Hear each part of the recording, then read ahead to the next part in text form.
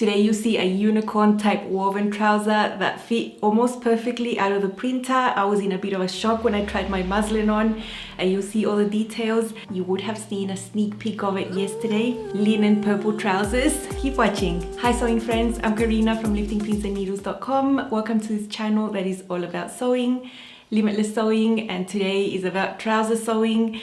I go through phases where I sew lots of pants, one after the other, then I take a break, and then I just sew dresses, you know, whatever I'm inspired to sew. I've had periods where I've sewn like 5 pairs of pants in a week. I love sewing them and taking a pretty systematic approach of how you can measure a pattern, measure yourself, take the information that the pattern gives you. It's a really good way to tackle pant fitting instead of just making it and hoping for the best. I have a whole pant fitting series that I did last year, and so many of the concepts there help you fit any trouser that you are wanting to sew, how to measure yourself, how to compare the pattern, how to make crotch adjustments, thigh adjustments, tummy adjustments. You'll find so many resources there. So if you're just stumbling upon this video and you don't know that this series exists, I will link it down below. I think it will help you greatly to watch it and get a good idea of what you can do to make your pants fit better. So getting that information out of the way, in case you don't know, I have made the Upland Trousers from Itch to Stitch. It is a newish pattern. It was a pattern that was released just a few weeks ago before the Recoleta dress was released. This is my lovely linen blend Recoleta dress. And at the time of the testing of these trousers, I was very busy. I could not fit that test in, but I knew I was going to make them as soon as the pattern was released, and I did do that. I had a special fabric in mind for them, which led me to making a small change in the pattern to suit the fabric that I was just dreaming about sewing them with. I'll tell you about the pants. They are for woven fabrics, non-stretch. They are meant to hit the natural waist, so they're not low rise, mid rise, none of that. There's a difference between mid rise and high rise. Some people think that high rise is super high waisted, that they go above the waist. I view that definition as actually reaching the waist. So they're not going to go up higher than your waist. That's what I want to say. And instead of having a waistband, as a lot of trouser patterns do, these have a facing, and that is absolute gold. I love pants with a facing. I love pencil skirts with a facing. It's just so much more comfortable. It actually feels really supportive on the tummy to have that extra layer inside the pant that is interfaced. And it's a way that I've sewn trousers in the past when I'm using my own patterns and just making them work, you know, however I want. And I even have some videos way back when in 2018 showing you how you can draft a facing for a skirt or a pant that is originally made with a waistband. So I will link those old resources down below. Even though they're old videos, they are still very helpful. The Upland Trousers has that facing there, and I really love that feature. I think it's awesome. You have a fly front zipper that is super easy to sew. It's one of the easiest ways you can sew a fly front. So that's always a plus. It's always very nice to have a nice zipper. They're meant to be fitted at the waist and hips. And then going down the thigh, you have much more room. And then from the knee, when you look at the pattern pieces, it goes straight down. So when you wear them, they look like a wide leg pant, because they are. On the front, you have slanted pockets with pocket bags. At the back, you have double welt pockets with a button loop. So pretty. They go through a dart. There's great shaping with darts at the front and at the back. So you're gonna get a really, really nice fit. You would have already seen how to sew the double welt pocket in yesterday's video. I decided to make that video separate as a standalone video instead of including it in this video here, or else this one would end up being like an hour long. Some viewers have complained in the past that my videos are way too long, but they can't be really that short when I'm showing such in detail step-by-step tutorials. You know, you just can't do that in 2 minutes. So I decided to leave that one aside, and on this one focus on other aspects of the pants. Don't let the fact that there's a double welt pocket there going through a dart, you know, with a little cute button loop deter you from trying to make trousers like this, because they are such great trousers and they fit amazing. And that detail at the back is so beautiful and totally doable. If you haven't seen yesterday's video, please go and watch it. You'll see how easy and how fun it is and how beautiful the results are. Before I continue, I wanted to let you know that Itch to Stitch has a sale going on. It started today and it will be going on Saturday, Sunday and Monday this weekend. It's a 20% off site-wide sale, and to get the discount when you're at the checkout with your cart, there's a code section where you can type luvmama. So I'll have a graphic here with all the information so that you can see, jot it down, and you can take advantage of this sale. Each to Stitch does not have a lot of sales, and usually when they come up, they're very short. They last like 2 or 3 days tops. So it's a really good opportunity to get patterns that you've missed out on in the past that you've been wanting to have. My affiliate link is down below in the description box, of course. I'll leave you my playlist. I've made so many of the patterns, and in each of these you will get a lot of sewing support in my videos, tutorials, everything. It'll just make it really accessible for you to sew any of these styles with the content that I've been working to provide here. And I always enjoy these patterns. They are so top-notch, so well drafted, and with dresses and tops that are for wovens, you'll get really nice cup sizes from A to double D. And the sizing was improved last year. The newer patterns have a great size range from 00 to 40. So I think they are great. I highly recommend if you want to get some for yourself for a bit less. The sale finishes on Monday. About fabrics, you need woven fabrics, bottom weight, 0 stretch fabrics. The best fabrics are linen. If you have pure linen, that is amazing, but I think you will have very wrinkly pants. I've chosen a linen blend. It's purple, and it's a fabric I've been keeping in my stash for a few months now since I found it. When I saw it online, I saw how much yardage they had left, and they had about 4.5 meters.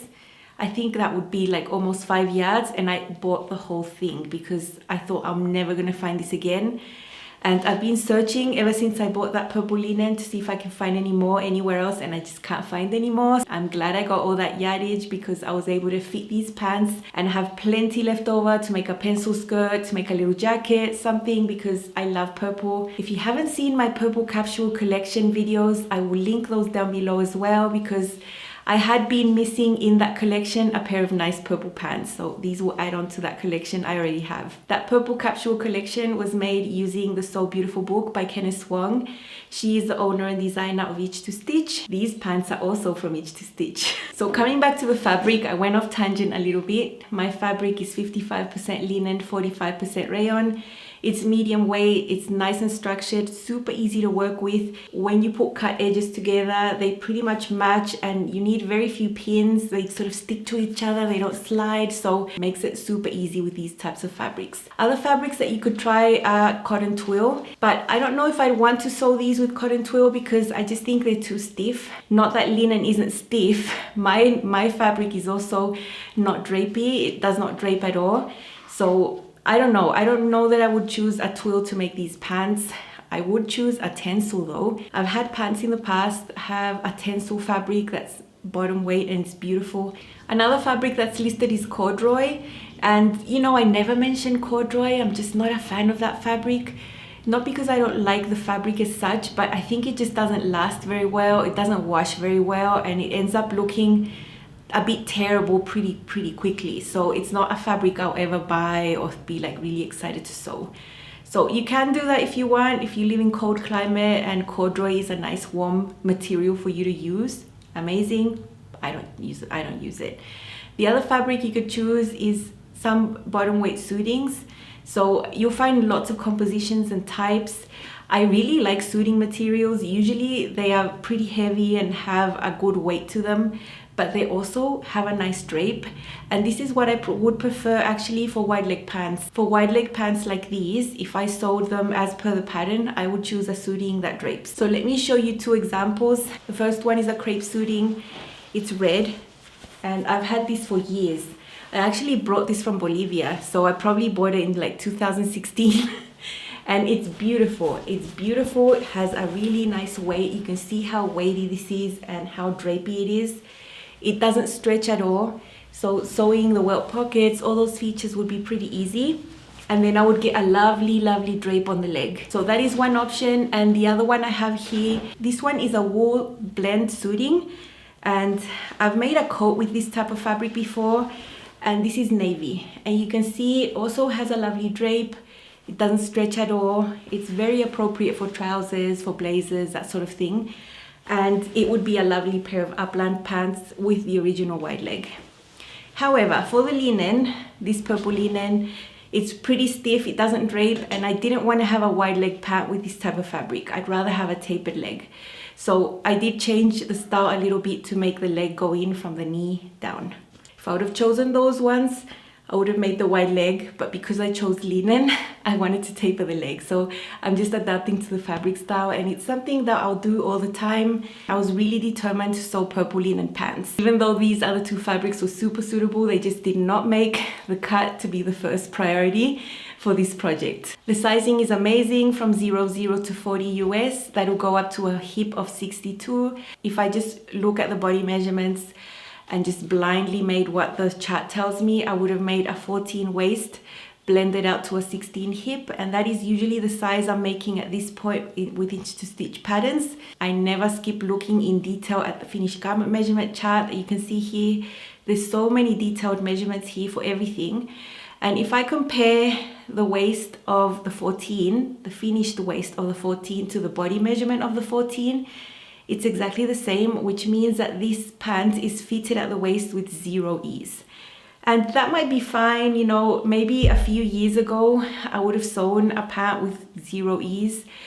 But, you know, as I've gotten older and a pile of other chronic conditions keep piling onto me, I have a pretty fluctuating waistline. I'm gonna tell you, if I measure every day, I'll get a different measurement every day.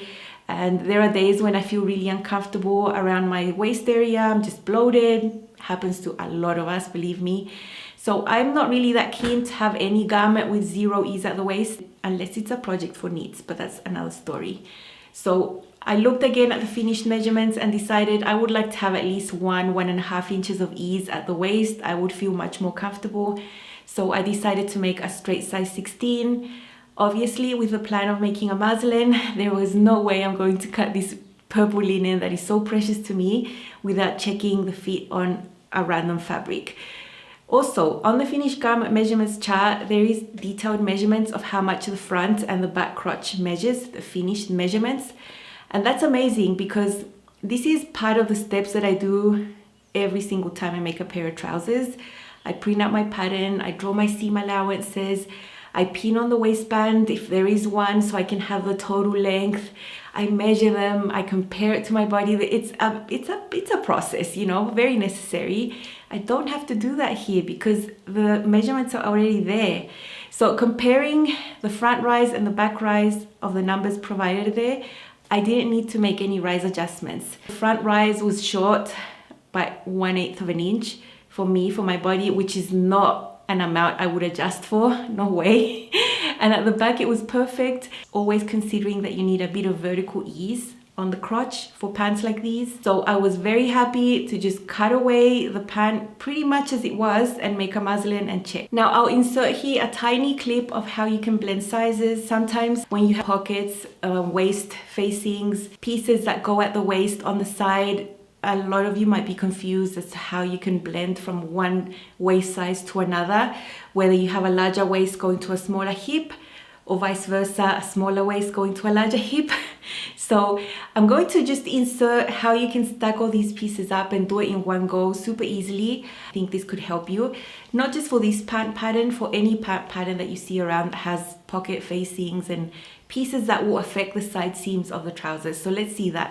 These are the top of the pants and I have 2 sizes printed here. You'll see 2 lines, an orange one which is size 14 and the one on the outer side is a 16. That's the one that I sewed. I wanted to show you how this is done, so I printed both sizes anyway. This is the front pocket facing, this is the slant, and you put this like that on top to match the side right there. You'll find the hip has a shape and that goes all the way up to the top right there.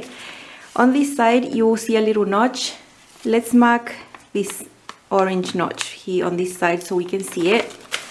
So just place that on top, then take your front pocket, and this area here is where you have the hip area that will sort of close this area that you have there.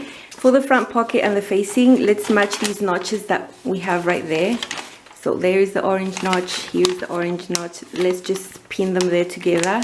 So you have these 2 notches matching from both the pocket pieces. You have here matching this shape right there. So just pin those together. Now put this along the top of the pant right there. Match it there on the side. You have an even space right there. And now just pin it all together. Now that you have both pocket pieces stacked on top of the front leg, the last one you need to stack on top is the facing. You will align this one there too. Now I'll just show you, in my case, if I want to do 14 to 16. So I'm going to blend up to here, the bottom of the pocket, around there. Place the ruler here, start on the 14 and slightly blend out to another size. Like that. When you cut this away, you'll be cutting through all the pocket pieces at the same time, and the facing and the pant, and that way all the pieces will match when you're trying to do this. On the back is even easier because you don't have pocket pieces on the side. You just have the back leg and the facing. So all you need to do here is put these two on top of each other, aligning everything on the side, choosing the spot of the full hip where you're going to blend out to there. And then just draw the curve like this going out. If you're doing it the opposite way and you're doing a smaller hip, then you would blend out to a larger waist size, same thing. But having these pieces stacked up means you're adjusting them both at the same time. And this is how you can adjust any pant that has other pieces on there, like facings, pockets, all those things. I have more practical footage to share with you. In Up Close and So Personal, you will see the muslin fit. I look like a clown, I'm telling you right now. When I make a muslin, I don't sew pockets, I don't sew the zipper fly. I just put a centered zipper insertion, which is really quick. The only goal of that zipper is for me to be able to get in and out of these muslin pants and really assess the fit. I would not make a muslin without some type of zipper. And you don't need pockets to fit your muslin. You know, you can just sew front and back legs. You can be done with a muslin in 10 minutes, I promise you. So let's see that, and you also see a really good overview of the pattern. And you would have already seen how to do the most important technique in this pant, which was the double welt pocket in yesterday's video. So let's see. You think this is starting to wear on me? You've been raining down like hail. I'm weak. This is my muslin with a terrible polyester fabric that has zero give, and I like that about this fabric for muslins because I feel that the fit is so accurate. I want my pants to feel fitted in this fabric because my main fabric will be linen, and I know that will give. So if these feel nice and snug, the linen ones are going to be okay. I'm sure you're not going to be able to see, but there are notches on the side for the knee. And I drew a blue line across here so I could see where that was in relation to my knee. The knee line is right in the middle of my knee. So basically this length is okay for me. I need a bit of length at the bottom. They are unhemmed now and they are fine, but I need to hem them, so I need to add some. But the fit is outstanding, zero fitting adjustments. I made a straight size 16. I like the fit at the back. I feel that the curve of the crotch at the back is correct for me. The length, everything is just draping over my bottom, and I don't have any diagonal drag lines or anything that I feel that I need to correct at the back. This is a printed fabric, but everything's good here on this area. Up here you can see this reaches my natural waist. I need to put the facing inside, so I'm going to lose about ½ inch of the length up here, but that's fine. It's still very good, like the amount it reaches up to there. There are darts here on the back, darts on the front. This is the original width, and this is the leg that I've modified. And from the knee down, I took it in by 1¼ inches at the bottom on both the inner seam and the outer seam to make sure the leg is balanced and it won't twist. I think I can take it in a smidge more. I think I'll take in ½ inch extra on the outer and on the inner seam. I'll show you how that looks like on the inside. I'll do that, and then I'll be happy to cut my linen. This is the inside of my leg. I've drawn a blue line where the knee is. My knee was actually like this. The line was right in the middle of my knee, so I'm quite happy with that. And up to there, I'm quite happy with the width around the knee. I don't really want tight knees, so that's fine. So I've started my line about 1.5 inches above the knee, like that. And then what you just saw me try on was do a straight line, taking it in here at the bottom by 1¼ inches. So this distance there, 1¼ and on the inseam as well, I have 1¼ I think I can take it in a little bit more, so I'll take it in further by ½ inch. That will mean I'm taking it in by 1¾ inch on both sides. Basically that means a line here on the side seam from a little above the knee all the way down, and I'm just doing it straight like that. This is the back leg. That's the knee notch there, that line. And I drew my seam allowance there. And I drew my seam allowance here at the bottom. From the seam allowance this way is where I took out 1¼ inches. From the seam allowance here is where I measure what I want to take away. In this case, 1¾ and I've got the same thing here on the inseam.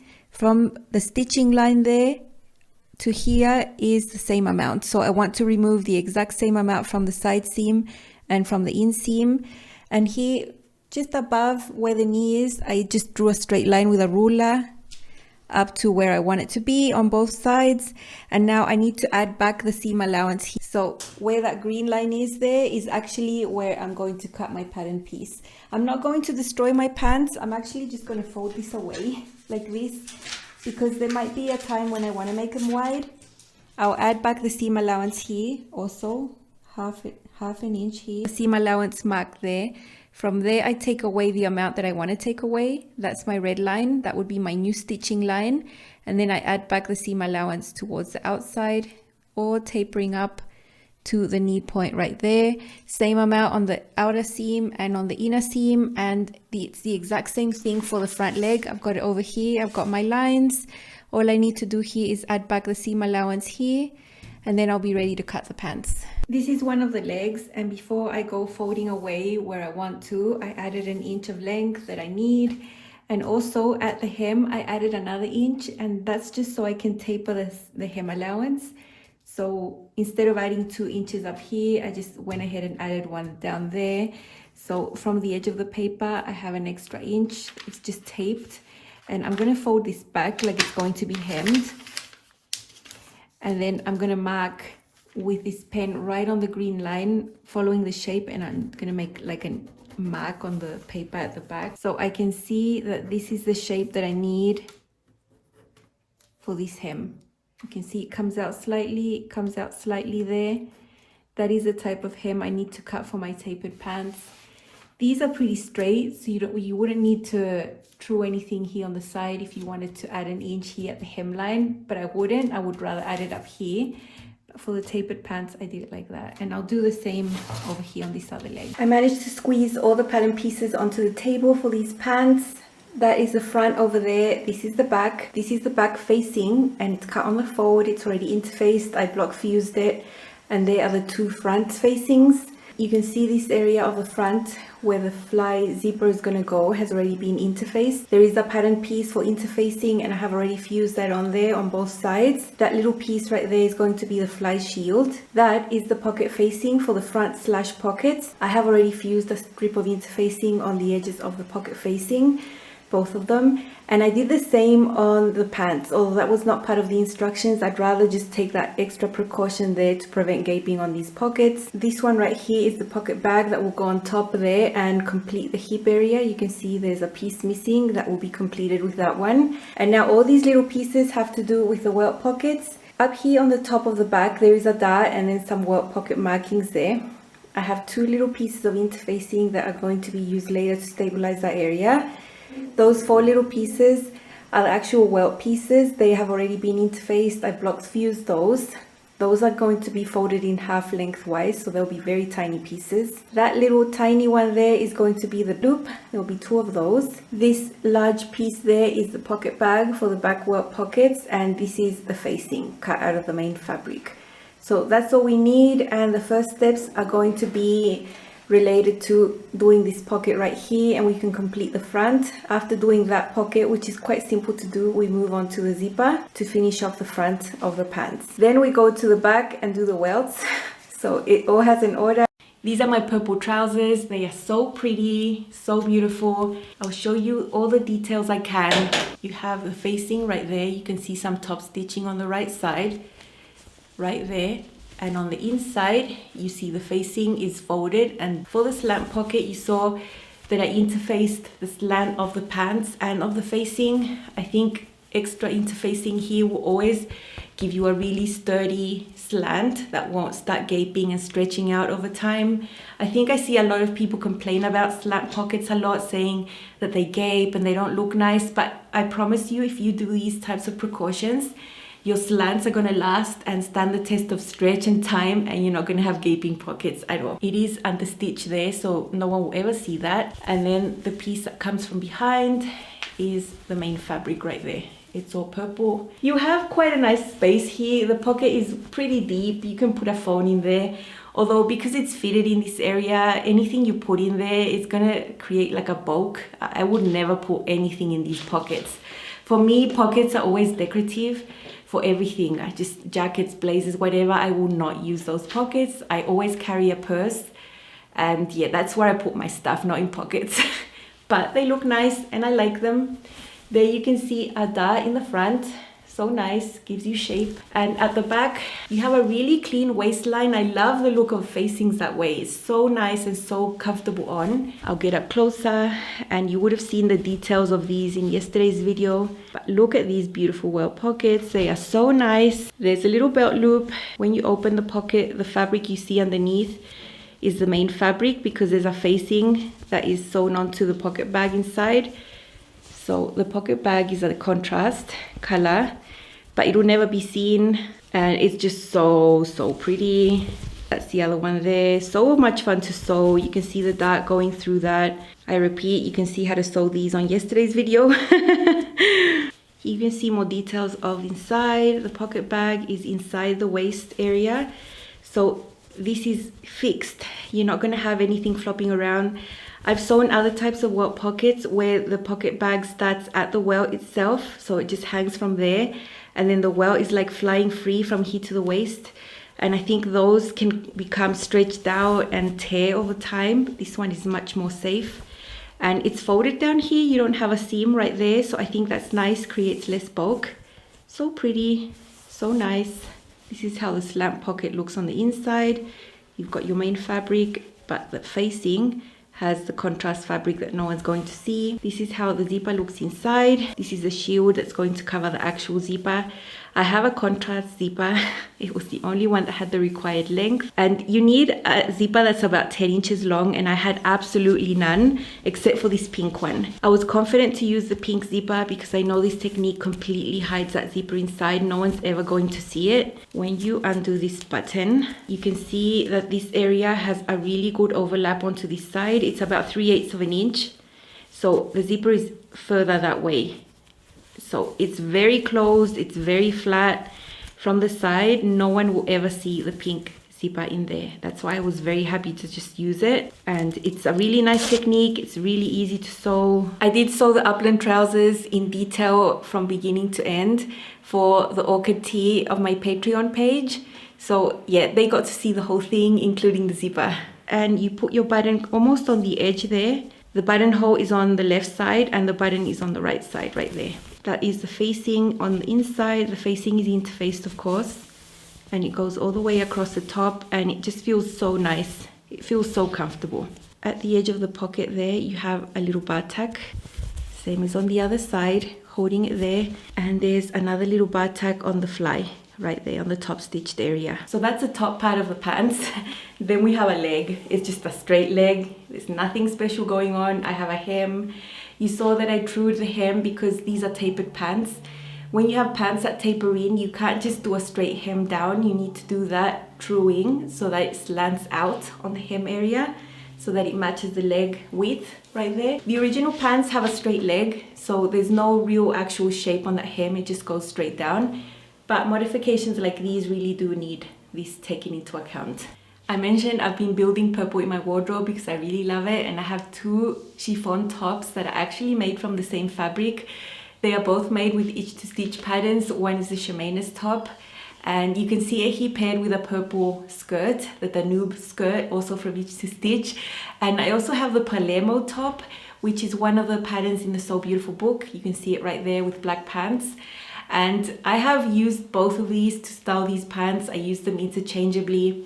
Now, in my regular lifestyle, the way I live my life, I wear things loose. I never, ever tuck anything in. And I'm telling you, since I've had a sense of reason of anything since I was 12, I've never tucked in anything. I just don't feel comfortable like that. I don't like that. And also because I have a very short torso compared to my length, it just highlights how short my torso is. And I look like this at the top and then like that at the bottom, and I just don't like it, so I don't style pants like that. So you'll see everything tucked out nice and neat. I will show you, I'll lift up my tops so you can see the details, how they actually fit and they look, but I'll just wear my things loosely out. Thank you very much.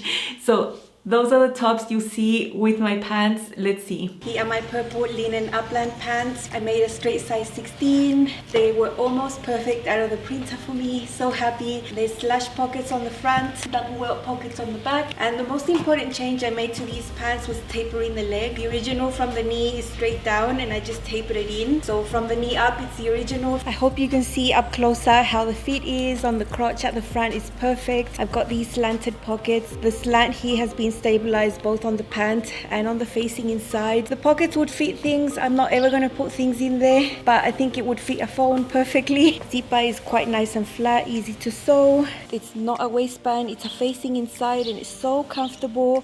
It doesn't squeeze your tummy or your waist. It's very, very comfortable. I think it's a really nice finish and different to what you see in a lot of pant patterns. At the back, it's reaching my natural waist. It's very good, and we have those beautiful welt pockets there, double welt pockets with a loop and a tiny button. So pretty. Love that. I'm never going to put anything inside. These are just for pretty factor, not for function. I'm never ever going to put stuff in there. So happy. I know I can make these many times over because I got the fit right and I love the way they look. I didn't tear my pattern apart to make the tapered version, so I can use the wide leg pant when I want to as well.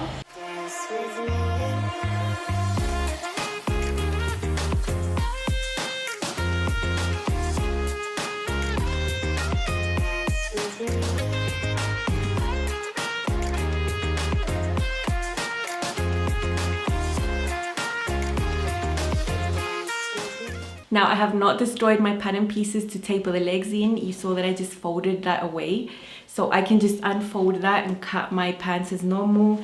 And I have these lovely suiting fabrics to make them with that are nice and drapey.